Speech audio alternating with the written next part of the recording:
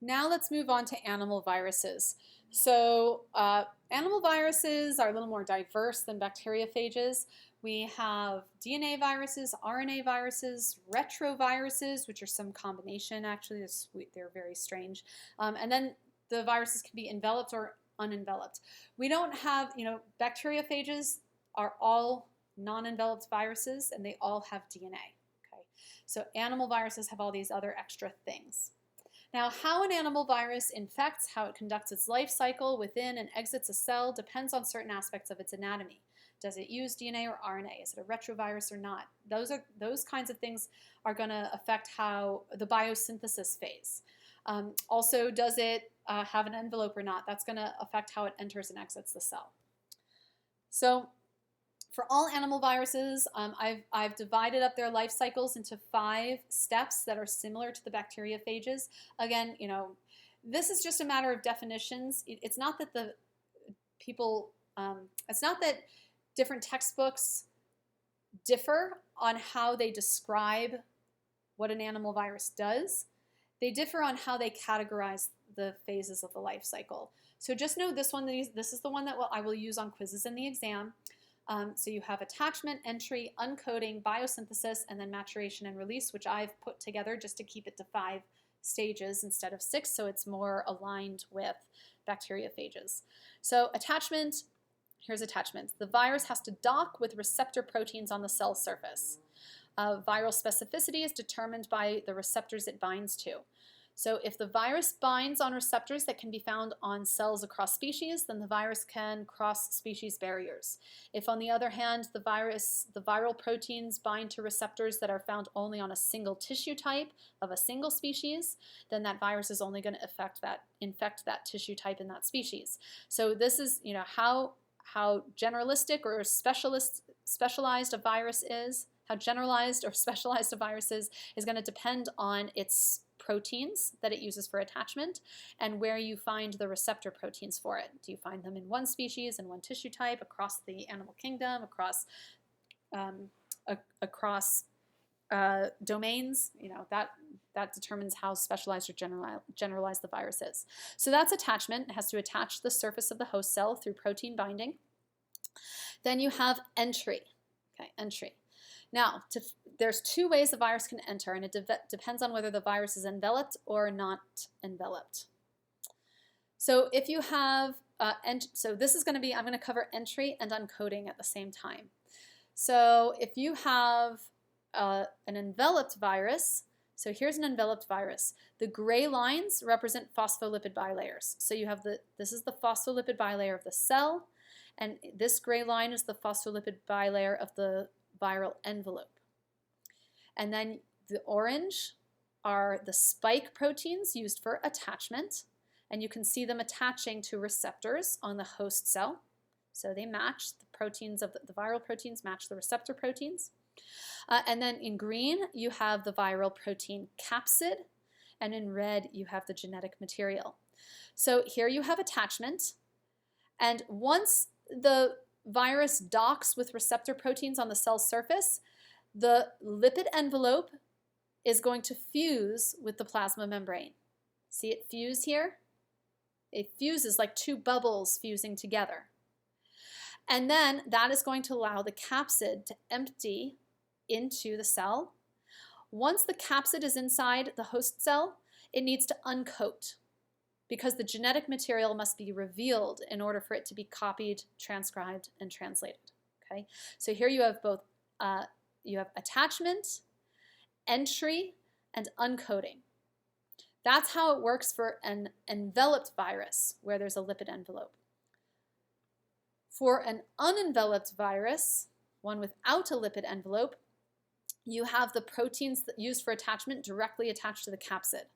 So proteins on the capsid dock again with receptors, but now there's no lipid envelope to fuse. So the cell has to be stimulated to bring this virus in through endocytosis. So see how once the capsid proteins dock with receptor proteins on the cell surface, the cell membrane begins to invaginate until it pinches off, makes a food vacuole, and the virus is endocytosed. Once it's inside this vacuole, it has to uncoat in two ways. It has to uncoat from its protein capsid. The DNA has to get out of the protein capsid, and it has to get out of the food vacuole. Okay, so this uncoating includes uncoating from the protein capsid from the virus and also uncoating from the food vacuole from the cell, the host cell. So that's unenveloped viruses. All right, so let's go back to this. So we have had attachment to the host cell surface, which has to do with viral proteins docking with receptor proteins. Entry, either fusion for enveloped viruses and endocytosis for non-enveloped. Uncoating, uncoating from just the capsid when it's enveloped viruses, or from the capsid and the food vacuole for unenveloped. Now biosynthesis.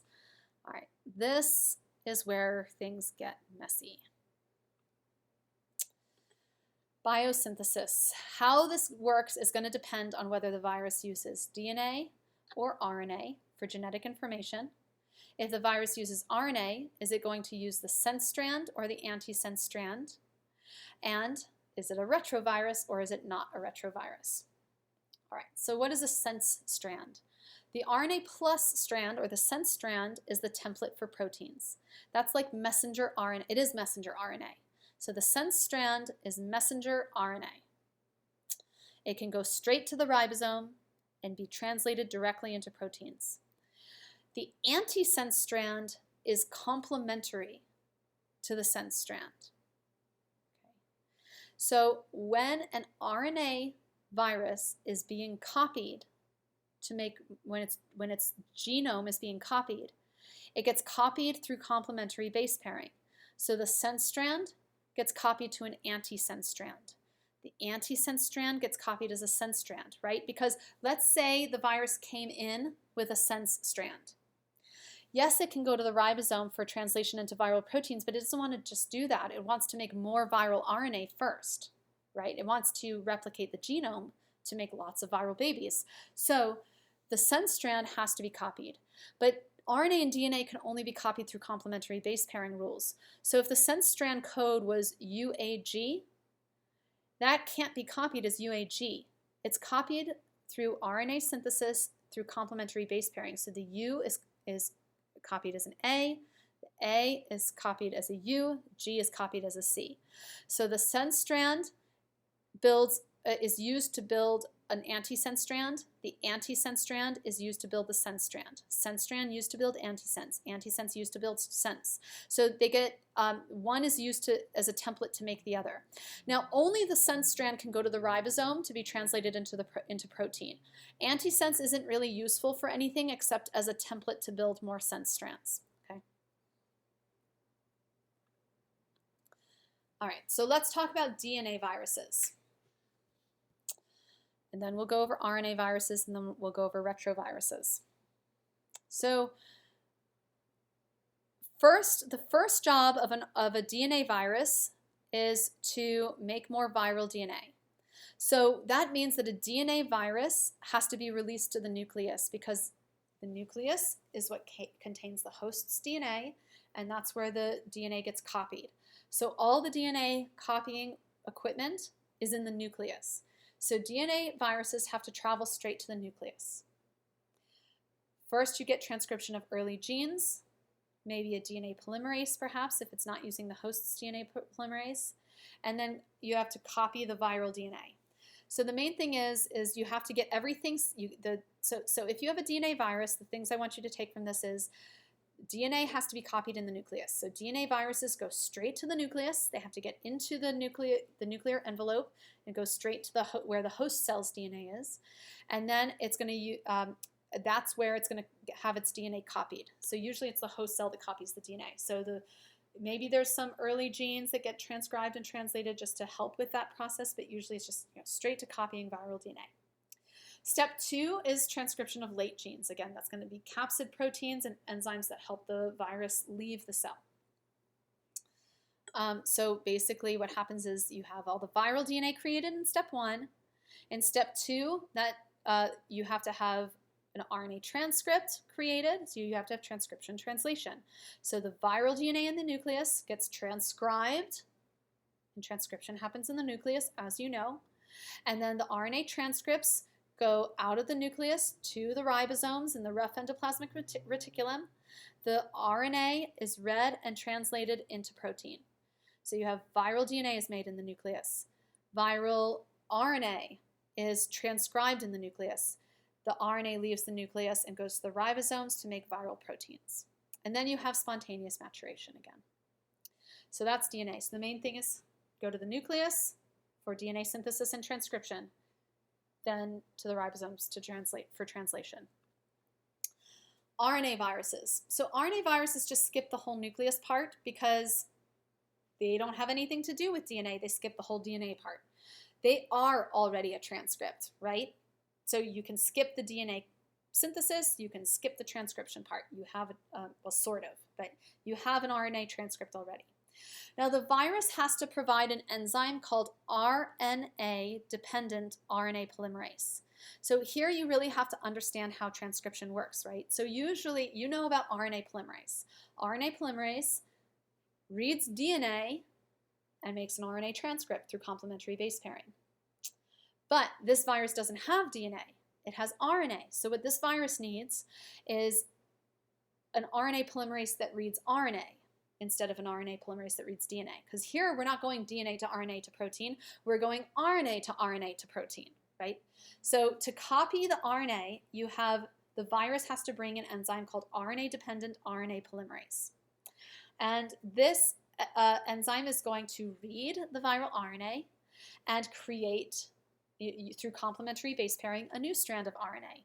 So if the RNA virus comes with a sense strand, it's going to be copied into antisense strand. The antisense strand will be copied into more sense strands, and so on and so forth.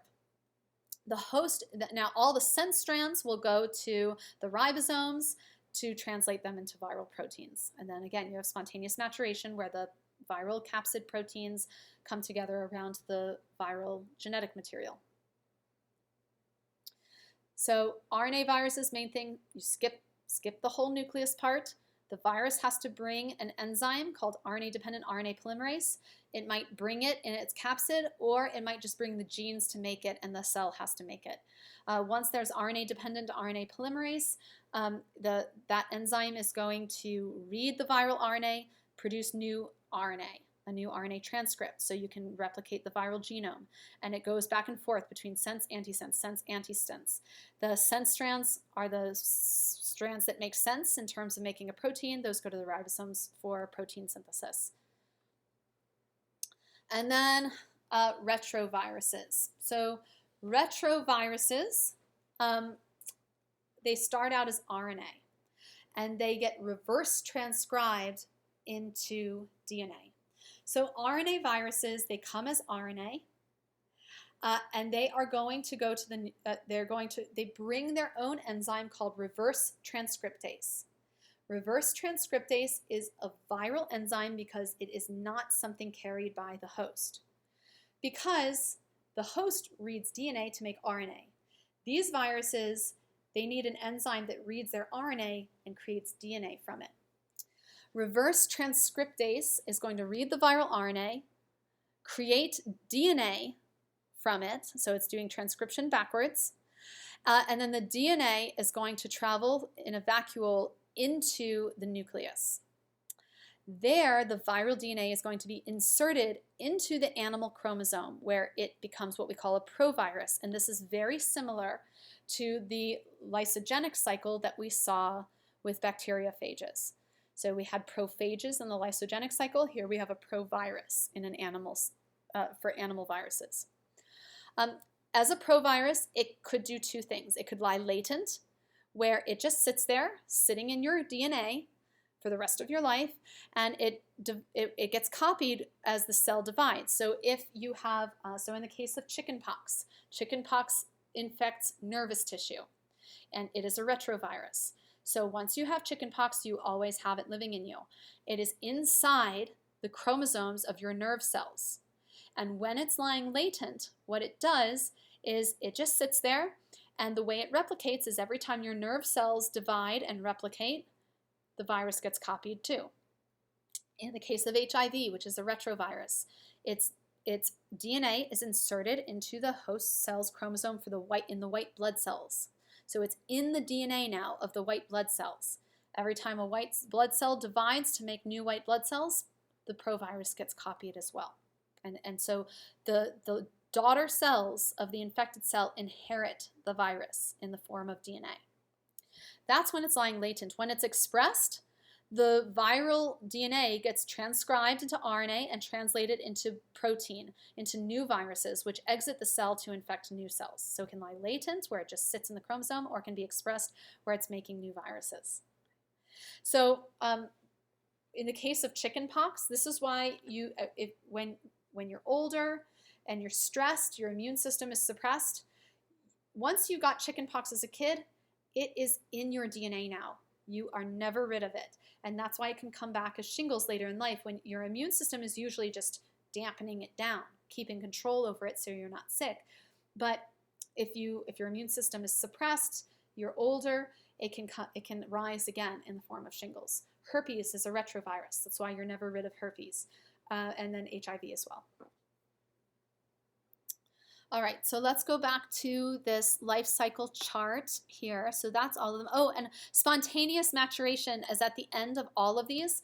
Spontaneous maturation is just like with the bacteriophages. So once all the genetic material is copied and all of the proteins, capsid proteins are copied, they all spontaneously come together and exit the cell.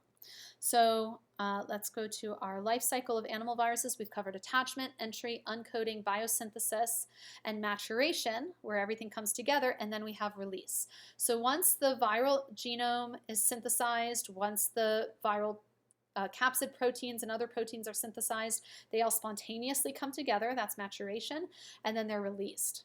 So how they're released depends on whether the virus is enveloped or non-enveloped. In the case of non-enveloped viruses, they just lyse the cell. So some of the proteins that get transcribed, some of the viral proteins that the cell transcribes and translates will just the viral proteins will just split the cell open, and all the virions will come out. In the case of enveloped viruses, the process is much gentler. So here you have, the virus has been in here, it's been using the cell to copy its genetic material, it's been using the cell to make more capsid proteins, and it's also been making these spike proteins that it's going to use to attach to the next cell. And those viral spike proteins are sent to the host cell's plasma membrane. Then this virus, once the genome is inside the capsid, it's going to move out towards the plasma membrane, and it's going to bud. So it's budding out. It's like endocytosis in reverse, right? And all of these, it's going to take the plasma membrane with it from the host cell, and it's going to pick up all of those viral proteins that it sent out there. And these viral proteins are now, they're embedded in the plasma membrane, and they're going in the lipid envelope, and they're going to be used to attach to and infect the next cell. So this is why if you have an enveloped virus and you dissolve its plasma membrane, all those spike proteins will be removed, and the capsid will have no way to infect the next cell. So you've inactivated the virus effectively if you get rid of that lipid envelope. Now, the cell does not, so in the case of non-enveloped viruses, this cell is broken now. It's dead. The host cell is just demolished. In the case of enveloped viruses, this process, like I said, is much gentler. The host cell can survive this. Now, it just depends on how much this is happening. If too many viruses are leaving at the same time, they'll take all the plasma membrane with them and the cell won't survive. But if it's not that many, the cell can survive this.